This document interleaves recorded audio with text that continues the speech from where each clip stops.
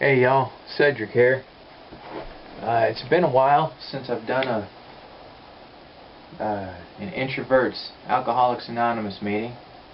I've gotten so busy and, well, yeah, several reasons, or excuses. Some of both, maybe.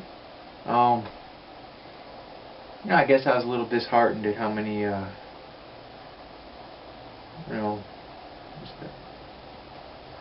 how many thumbs down I got on the videos. That shouldn't matter, right? It shouldn't matter. Because if there's just one of you listening to me, then it's worth it. Then that's a connection. That's something very powerful, and that's part of what sobriety, staying clean and sober is about. So I'm not going to stop. I'm going to try to get back into it here, and I need some input from y'all. If you just want me to ramble on like I do, trying to come up with topics and the things that I've gone through, issues that I've faced, then I can do that. If you have something you'd like me to try to discuss, then I will make a valiant effort at it.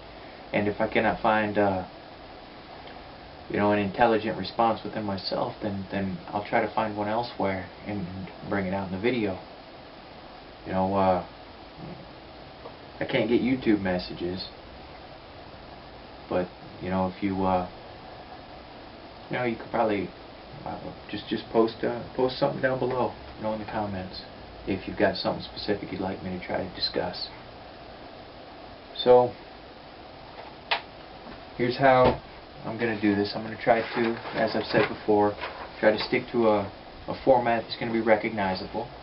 Now, I am not going to be a purist and Alcoholics Anonymous purist.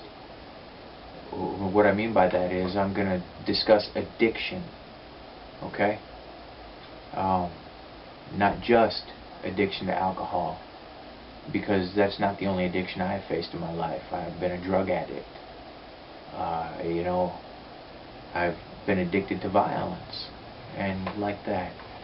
So I think that every addiction, that by, what's the word that I'm looking for here, by acknowledging the equality of addictions and their ability to ruin lives, to turn lives into a horror show, we have to acknowledge that, okay? And by acknowledging that, we open up our hands rather than close them, all right? And by working together, we'll be able to make more headway, I think, by sharing ideas rather than saying, I'm not going to listen to you because you're a friggin' smackhead. I'm not going to listen to you because you're a crackhead. I'm not going to listen to you because you're just a drunk. I don't like that, and I don't think that we have to just focus on that. Our singleness of purpose doesn't just have to be addiction to alcohol. Our singleness of purpose should be addiction, and how to avoid that first drink, that first drug, that first bite of food, that first spin of the slots, roll of the dice, that first, okay? That's the biggest thing that we can do, is build up our defense against that first. Alright? So, to stick to a format, I want to suggested format for conducting an AA meeting. I found this. Good evening, ladies and gentlemen. This is a regular meeting, or irregular meeting, of the Introverts group of Alcoholics and Addicts Anonymous, okay? My name is Cedric. I am an alcoholic and an addict, among other things. Now, let's open the meeting with a moment of silence to do with as you wish. I like that. A moment of silence to do with as you wish, followed by the serenity prayer. I'm not going to bow my head. I had a man say once, you've hung your head enough. You don't have to here. I like that.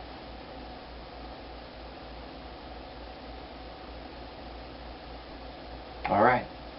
God, grant me the serenity to accept the things I cannot change, the courage to change the things that I can, and the wisdom to know the difference.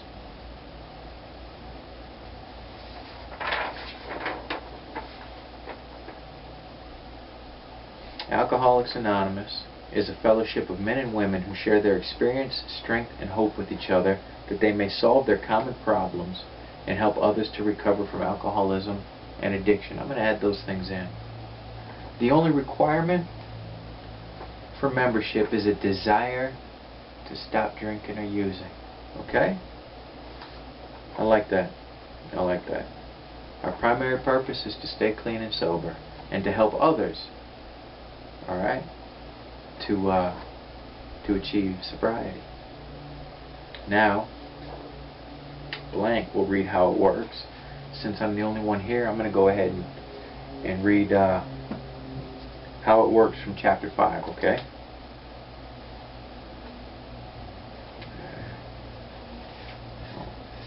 I had it marked. Here we go. How it works. Chapter 5 from the big book, Alcoholics Anonymous.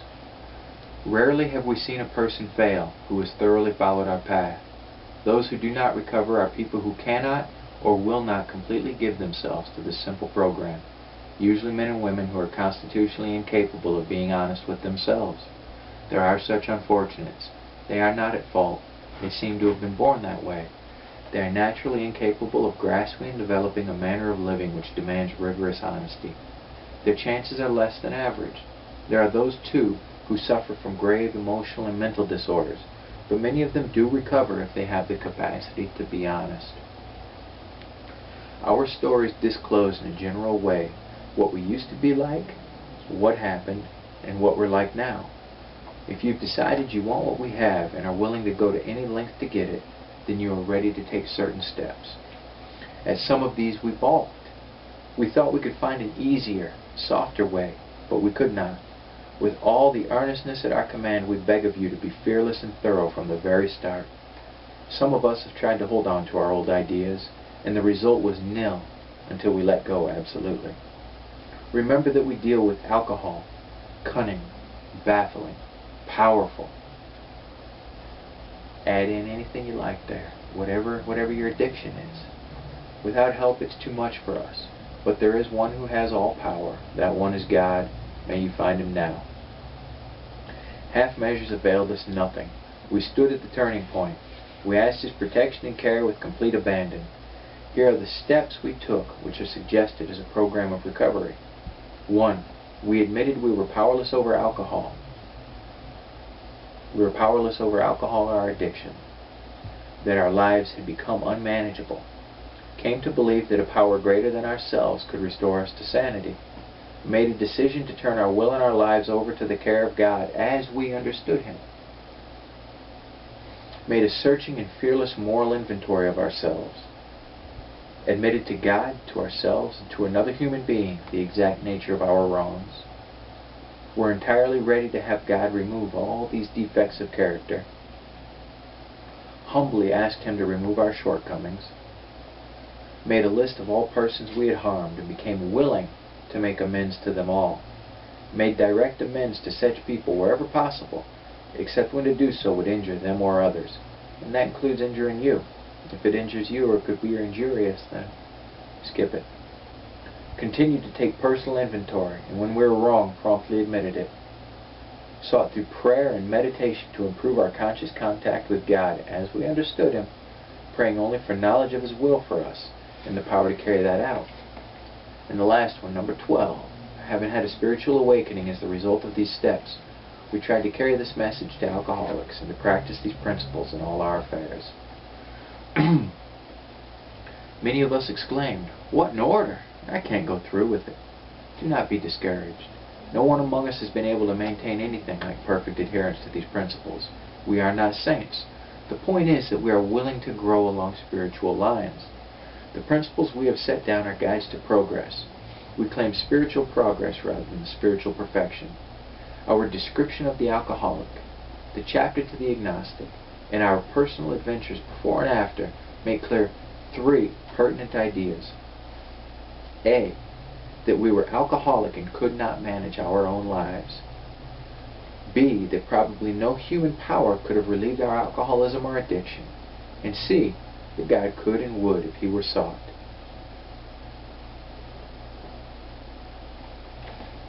Powerful powerful stuff, y'all. Powerful stuff.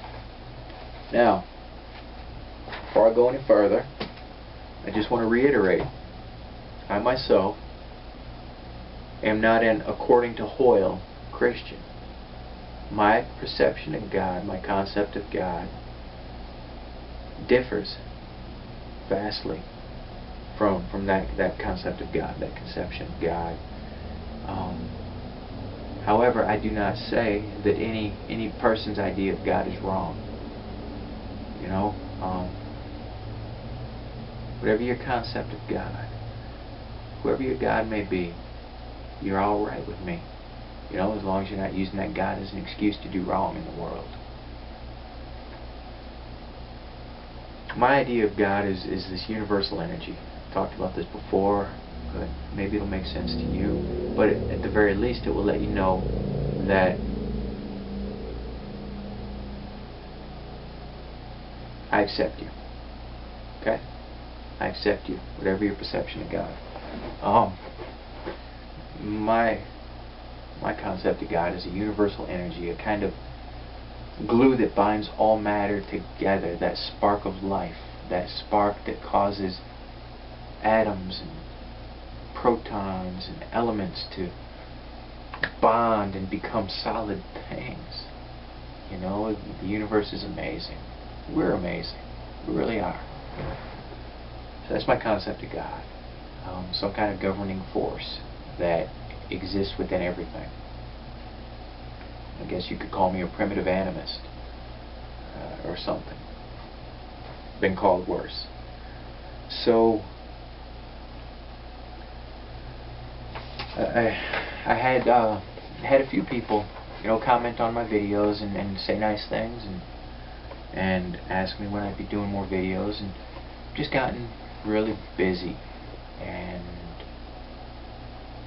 like that, you know. I didn't get a lot of feedback on what I should discuss, and I allowed that to be another brick in my wall of excuses that's led me now to 6 or 7 months without making a video, maybe longer, about, you know, our Introverts Alcoholics Anonymous meeting here. And now, I'm not allied with AA. This meeting is in no way allied with AA, the company. So that's something that you should know. Now, I'm going to go ahead and I've got something here that, you know, recently had someone ask me, do I have any more videos? And I said, well, if you know, you have an idea what you might want me to talk about or try to talk about. And the person told me, I don't know. Never made it more than you know, 3 weeks or so sober. So I just don't know. But what now? What now was the one question this person asked. And, well, I'll be honest with you, there is always going to be a what now. And that's not necessarily a bad thing, or not even a bad thing. That means that you're looking to the future. Okay? What now? What now? That's always going to be in my top list of 3, you know, questions that I'm trying to answer. But I understand your what now, because I've been there, big time been there. Okay, I've been in your shoes. I took some notes here because I didn't want to miss anything, because I tend to ramble.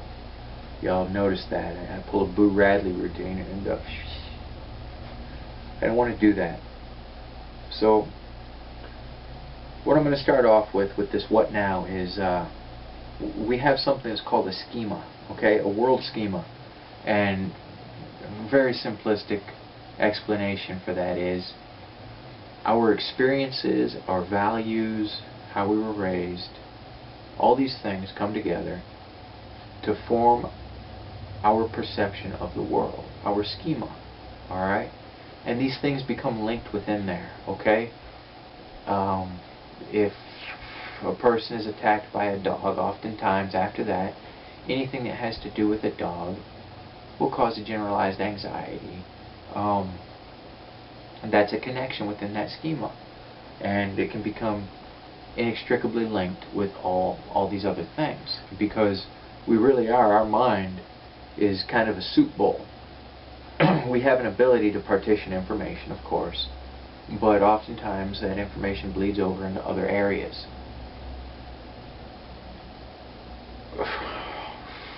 From our teen years, alcohol and drugs, these things are inextricably linked with the idea of fun, okay? They become very much a part of who we are. Are you going to go drinking? Hey, we're going to go drinking. There's a party over here. You remember that. Well, now our mind, our schema, okay? Let's imagine that our mind is a circle, all right? Our mind is this circle. I'm going to click this light on because I know that I often have issues with things being seen well. This is a circle, okay? Circle-ish. Now, we've got alcohol, and it's got its own little circle in there, and that circle is linked up with all these other things. Fun, reward. It's a reward, right? And I'm not just going to say alcohol here. This is, let's say, whatever our addiction is. I'm writing in alcohol simply because that's easier than trying to write everything in there. Okay? So we're going to speak about alcohol addiction. But we've got this circle, and all these things are inextricably linked. Now, suddenly we realize that our lives have become unmanageable because of our addiction. The drug, food, sex, gambling, social media, any of these things, okay? They hijack that hindbrain, that lizard brain. All right, this is science. They hijack that and they become a base need, which means that now we start to shape our schedule around this addiction, around satiating this addiction, this monkey. Okay? Doesn't matter what it is. It has hijacked the dopamine reward pathway. And now suddenly our joy, our happiness in life is linked like this with the satiation of our addiction, with our addiction, whatever that substance or act may be. Now when we remove that, because we've realized our life has become unmanageable because of our addiction to this thing, when we remove that, a gaping hole is left in our world schema. What now? What now? Saturday was going to be getting smashed and getting laid. Saturday was going to be, or after I get off work, that was going to be, what now? Well, let me tell you, okay, that while a world schema is reality, okay, it is a person's individual reality. It is not a concrete reality.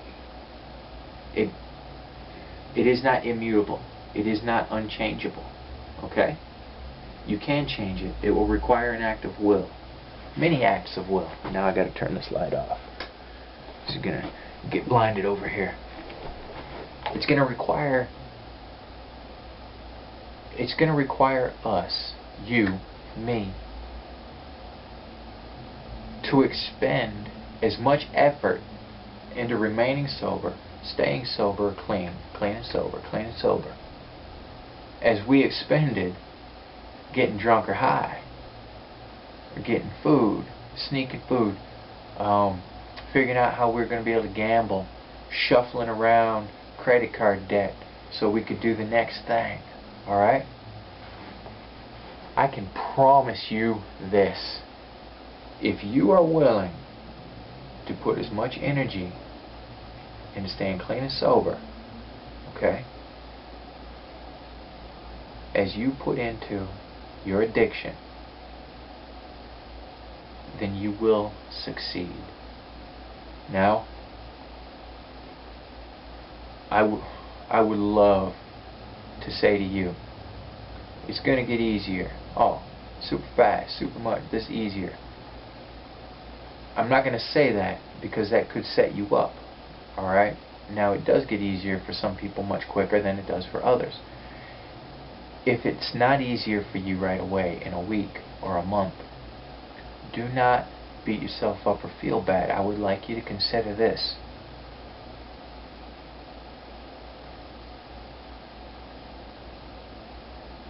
There is nothing that can happen to you. There is no situation that you will find yourself in that will be made better by satiating your addiction. It will not be made better by a drink or a drug.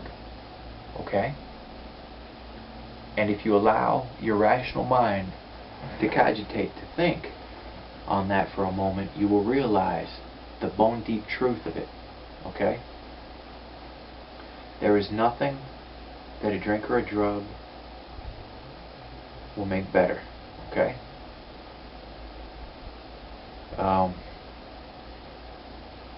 Oftentimes our childhoods or things that happen to us can leave a wound inside, and we use our addictions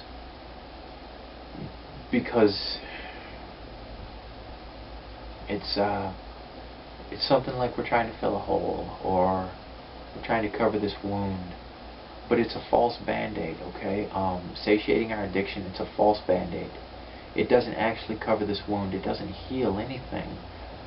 It just makes us forget that wound for a moment, and when the alcohol or the drug is not there, that wound resurfaces even more painful than before. Alright? Which makes us chase our high even more. It's this never-ending cycle. Okay? There's nothing wrong with you if you're an alcoholic or an addict. Okay? It doesn't mean that you are damaged or less than worthwhile. It means that you have a problem. Alright? You're a person with a problem. And it's genetic. It's DNA. It's something that you will have to learn to cope with and live with. Alright? And you will have to learn to fight that first one. That first whatever. First drink, first drug. We have to have that skill. Because you can build up defense against that first one, but you know once that first one, once you take that first drink, that first drug, that first bite of food, when it's beyond, with the food thing, I probably shouldn't mention it, because food is one of those ones that's very difficult because it is a base need. So it's so easy to just blur the lines between, am I eating to survive? Am I eating enough food to live and be healthy? Or where is that line, and now I'm just eating to satiate this addiction? It's very difficult. So from here on out, I'm going to refrain from mentioning that because I really don't have enough knowledge on the subject. Our defense against that first one, okay? Because once that first drink or drug, once that first roll of the dice happens, that switch flips again, and now that monkey has a throttle hold on that reward pathway. And our mind is going to make this looping series of turns that is going to satiate that addiction over and over and over. Do you know what I mean? Where it'll start justifying little things, little movements, little changes in your routine that are going to ultimately lead to a satiation of that addiction. I know you've dealt with this, as I have. Oh, you know what, I'm not going to stop and get gas over here. I'm going to go and get it over at the 7-Eleven Circle K. Because I know, and I'm not telling myself this, but my addiction knows that they stock booze. Alright? So now I'm there, I'm getting gas, I go in, and I've made these turns. And before I even got there, in front of that place, in front of the liquor shelf, I had already started making justifications on a way to take that first. Now we got to be able to stop ourselves before we start on that series of turns, okay? Got to be able to recognize the signs and be able to steer ourselves back, and we have to have something to replace that hole. What would you like to replace it with? Traditionally in AA and the others, Narcotics Anonymous, Cocaine Anonymous, service is a way to replace that. Going to meetings. Now, for some people, that is not an option. Oftentimes, transportation is an issue. For some people, social anxiety is a huge issue, and it can cause enough stress that it'll make you rather just go get drunk or high than suffer that stress. But let's make steps, okay? Service. Service is a good way. Is there someone that can use your help? Someone you know that is, that could use some help, any kind of help, some skill or ability that you may have, even if it's just something as mundane as pulling weeds in an old lady's yard or something. Service is an awesome way to begin to fill that hole, okay? Exercise. You know me and exercise, so I'm not going to belabor that point. Exercise is an excellent way. When you feel that monkey start to claw at your hindbrain, at your lizard brain, exercise can help you get through that momentary obsession, okay? That twinge from the addiction. Some push-ups, some jumping jacks, and repeat as needed. We covered service. For me, coffee. And I'm not recommending to replace one vice with another. I'm not recommending that. I'm telling you what worked for me. Coffee was one of the things. Attempting to build a fellowship of people who are also clean and sober. Because again, that world schema, our friends drink, our friends use drugs, our friends gamble, our friends do this, our friends do that. So that connection, if we want to remove alcohol from our lives, does this mean we have to remove all these friends? And here's what I will say, that I had to change everything in my life. I did have to remove everybody from my life that was there when I was drinking, because they weren't changing, and it was going to be that much more difficult, nay, nearly impossible for me to cease my activities, my drinking and my using of drugs, my violent behaviors. It would be impossible for me to do those things if I were to remain in the same same circle of people. It wasn't going to happen. So I've heard people say, what is it? Different, like gotta move to a different sandbox, something like that. And that's pretty much what had to happen with me, because that was the fun, drinking, using drugs, throwing down, just general no goodness. And your friends don't have to be lawbreakers to be detrimental to your sobriety, to you being clean and sober. Here's an example. I quit drinking. I actually had people say, oh, well, just have one drink then. No, you don't understand.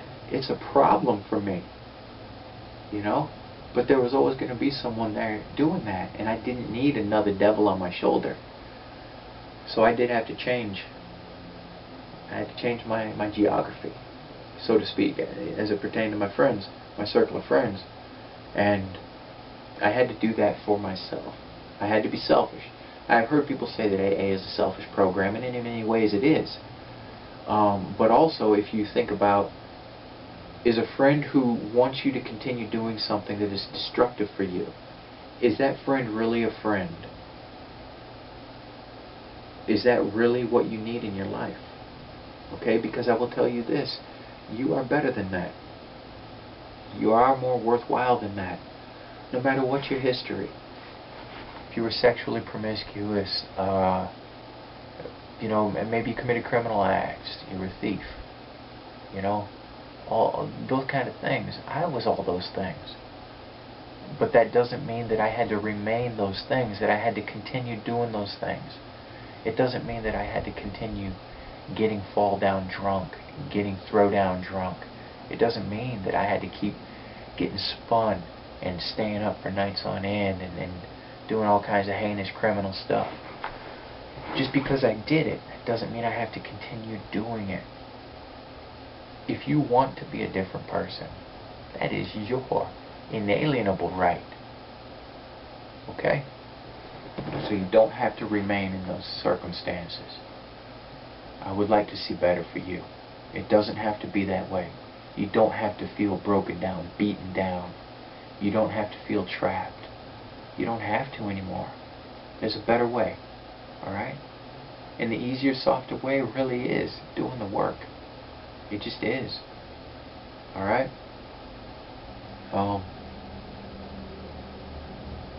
Man.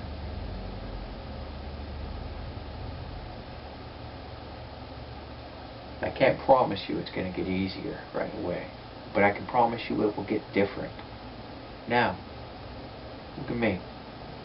I have been sober for over 3 years now. Okay? And before that I was sober for much longer. But I put myself in a situation with people from my old life. And that quagmire sucked me back in. But I was able to extricate myself quickly because I had built up a lot of defenses, okay? Now I've been sober for over 3 years and I haven't used drugs in over 10 years.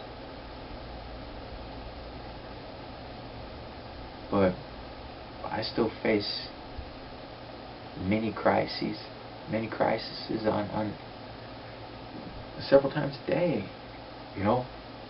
But I'll tell you what, now I don't attempt to resolve issues with violence.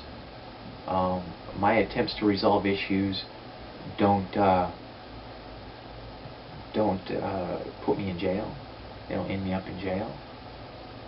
And my life is much more stable. I have 2 dogs. I have a wife. I've built up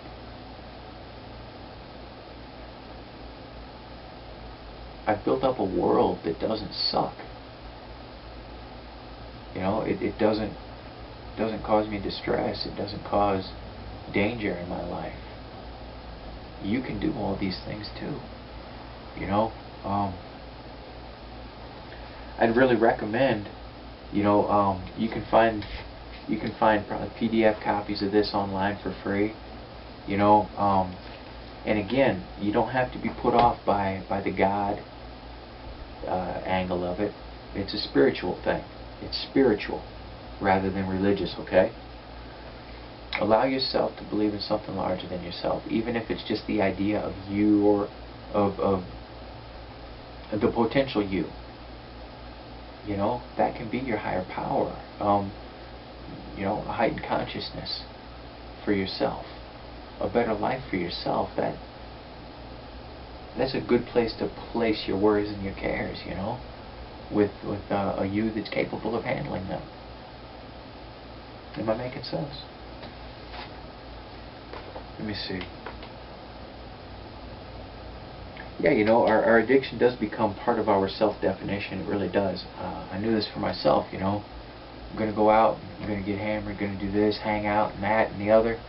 And, I would shape my entire schedule around figuring out ways to satiate my addiction, And even down to, like, my cigarettes. I noticed that, too. That, Or thinking ahead to my next break, and I'm gonna have a cigarette. And even when I'm smoking a cigarette, I'm thinking about smoking another one. You know, am I gonna be able to aqua lung this down? Time to have another one. And that's the same way with drugs and with drinks. You know, one's too many, and and a thousand's not enough.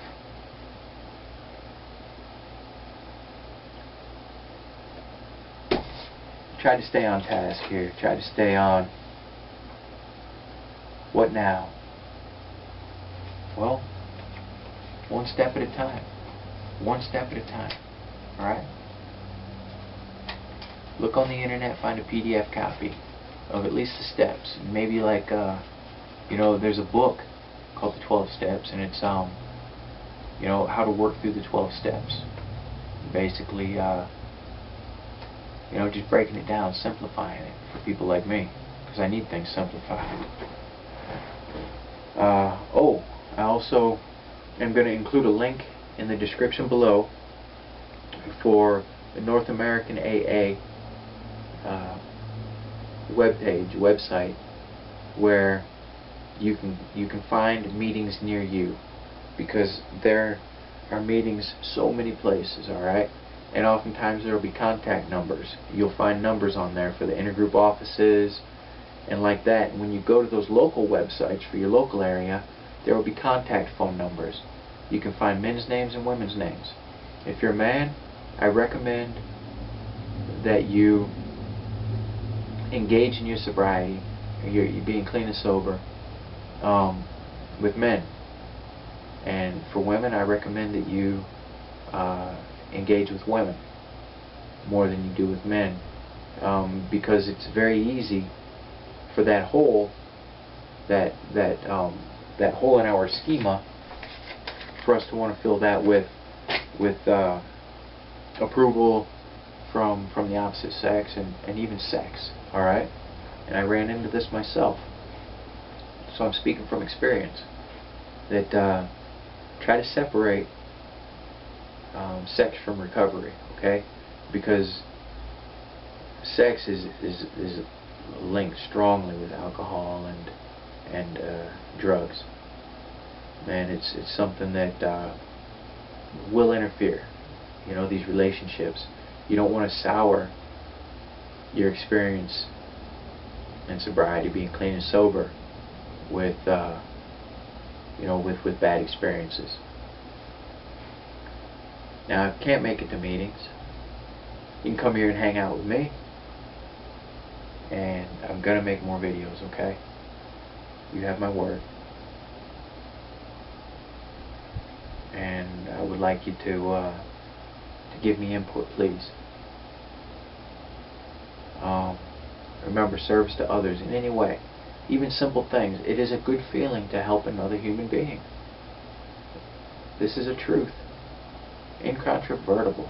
It is a good feeling to help another human being. So, what are some ways that you can help? What are some things that you can do? Maybe you can just go out on the nearest street and pick up some litter. Take the little plastic bags that groceries come in. Take one of those and tell yourself, I'm not going to go back inside until I fill this with litter. And this is when you're feeling those urges, that urge, I need a drink, I need a drug. And now you're going to make excuses, I'm tired. Oh, the weather's not so awesome. It's hot, it's raining, it's cold. Now, if you were trying to satiate your addiction, would you give a damn if it's hot, wet, cold outside? No, you wouldn't. So why would you do any less for your life, for your well-being, for your sobriety? Why would you do any less? Why would you commit any less of yourself? So I challenge you to that. To commit your energies to making your life a better place to be. Because you are worth it, okay? And your life can change. It can get better. I promise you that, alright? Well, I do have a tendency to ramble, so I should probably probably tie this up, because I'm just sitting here yakking at you now, and I don't want to lose the message in rhetoric. So let's see here what it says. Regular announcements, blah blah blah, pass the basket, close the meeting in a manner determined by the group conscience.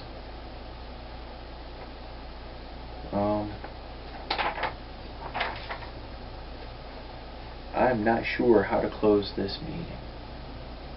Maybe you can give me some input on that as well.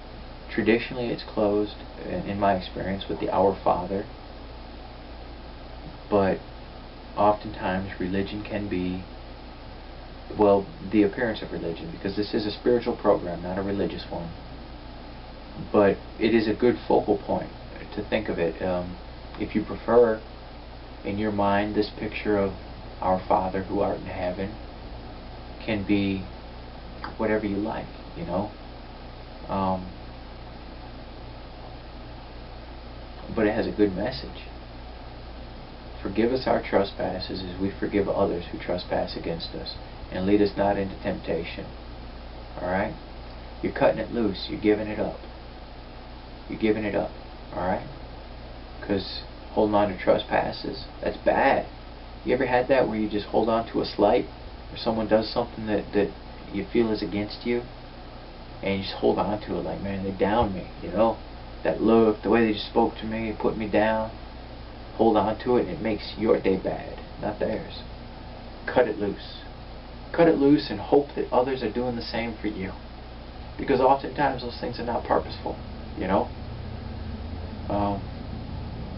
Cut it all loose and help me figure out how we're going to close this meeting. For now,